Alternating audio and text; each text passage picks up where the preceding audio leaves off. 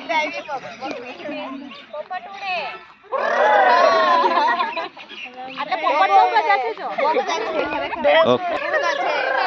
ટોપ બધા છે. ઉપર જવું ત્યારે મસ્ત આવે. સાંભળીએ ખાઈ ગયા છે.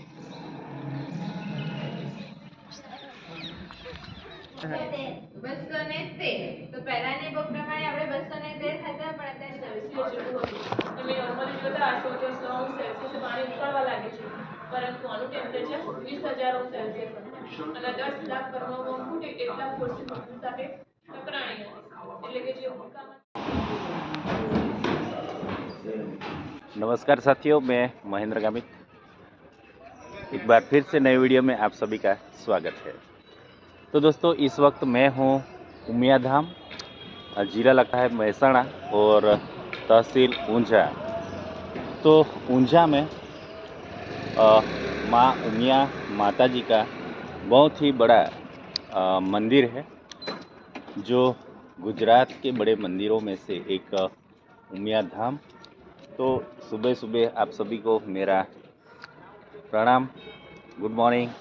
तो यहाँ से मेरे पीछे देख सकते हैं उमिया मंदिर का पुराना हिस्ट्रिकल बहुत ही पुराना मंदिर है। तो वहाँ जाते हैं और उमिया माता का दर्शन करवाते हैं।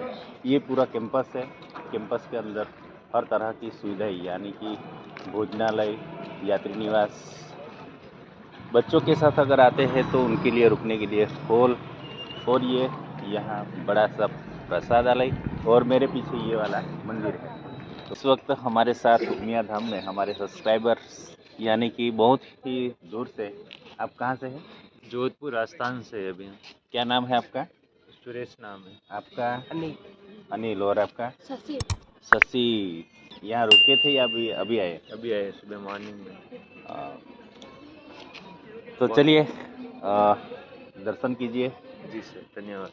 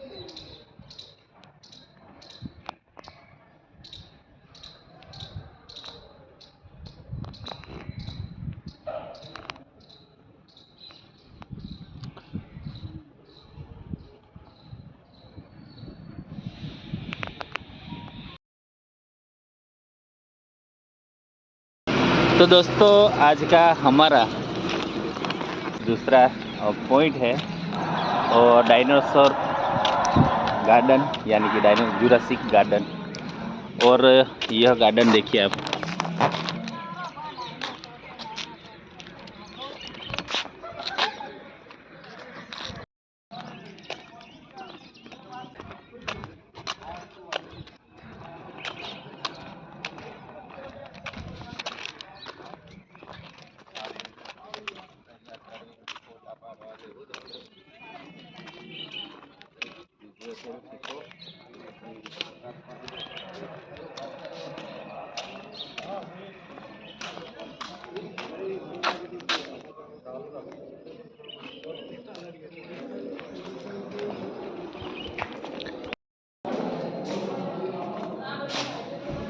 नीचे જ બેસવાનું છે।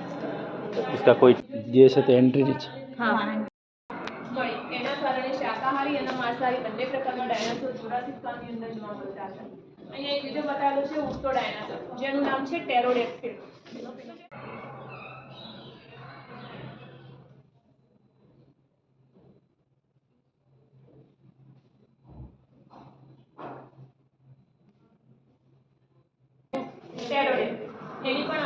સૌથી વધારે પ્રજાતિ જોવા મળતી હતી.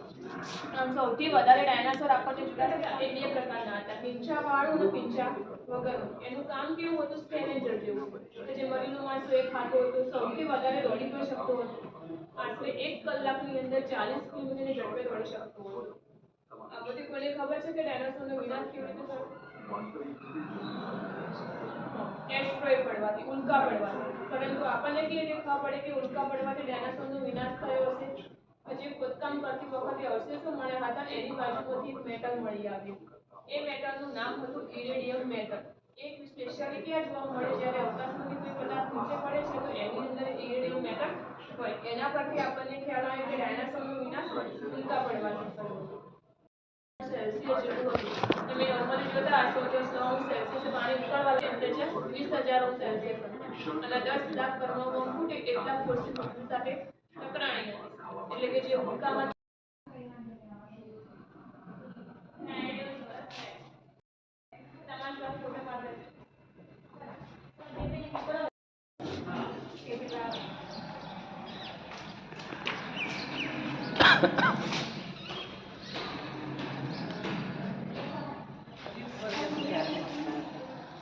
સાંભળીએ ખાઈ ગયા છે.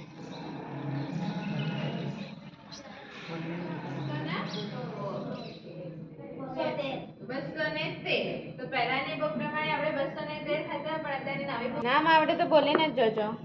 એ જ દિશામાં ખાલી નીચેનો ભાગ ઉપર ને ઉપરનો ભાગ નીચે કરી દે એટલે આખું ઊંધું કરજે. એ જ દિશામાં.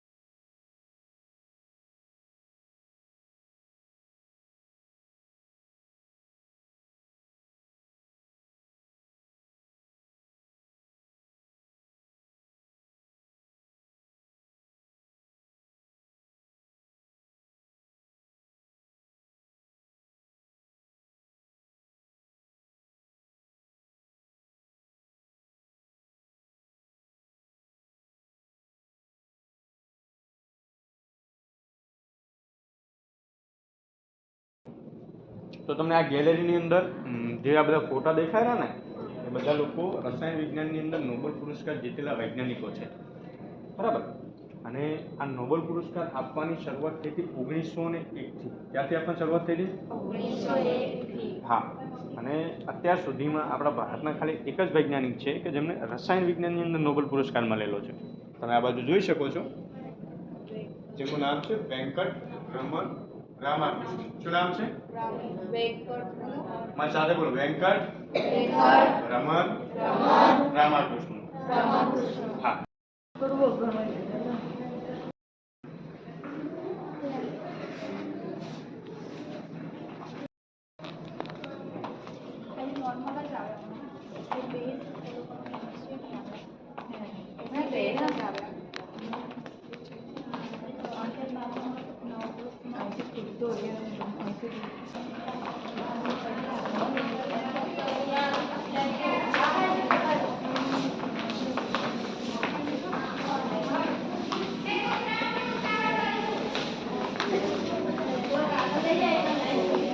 બધા દેશોના ધ્વજ, બધા દેશોના આપણા ઇન્ડિયામાં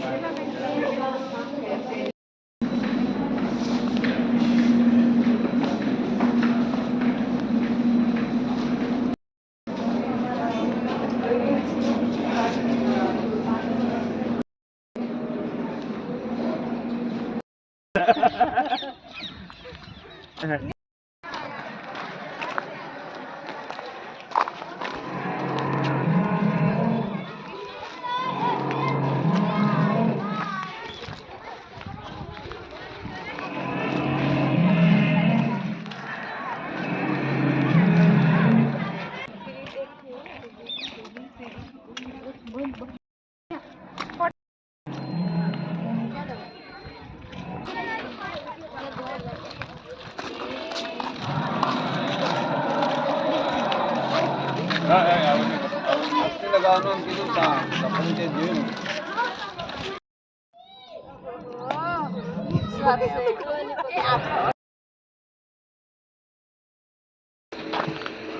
दोस्तों हमने यहाँ science regional park dinosaur park से मशहूर पाटन का हमने पूरा एक्सप्लोरिंग किया है। अभी हमारा नेक्स्ट डेस्टिनेशन है वो है राणकी वाव।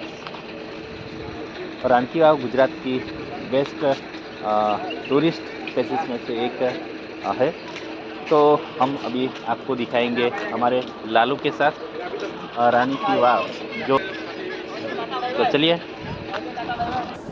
तो दोस्तों अभी अभी हम साइंस रीजनल पार्क जो हमने बच्चों के साथ किया और हमारा आज का तीसरा टूरिस्ट पॉइंट है ये है रानी की वाव।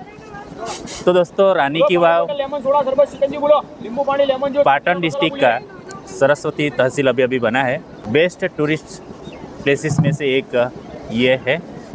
तो अभी हम थके हुए हैं, थोड़ा गन्ने का जूस यानी कि शुगर कैन जूस पिएंगे। गिरीश भाई क्या करेंगे? पिएंगे ज़रूर पिएंगे। उसके बाद हम अंदर एंट्री करेंगे। वीडियो में बने रहना। बहुत ही हिस्ट्रिकल रानी की वाव मशहूर जो गुजरात की मशहूर प्लेसेस में से एक जो 11वीं सदी में राजा भीमदेव की रानी उदयमती द्वारा निर्मित हुई है, वो भी हम आपको दिखाएंगे। थोड़ा रेस्ट करते हैं, बाद में दिखाते हैं।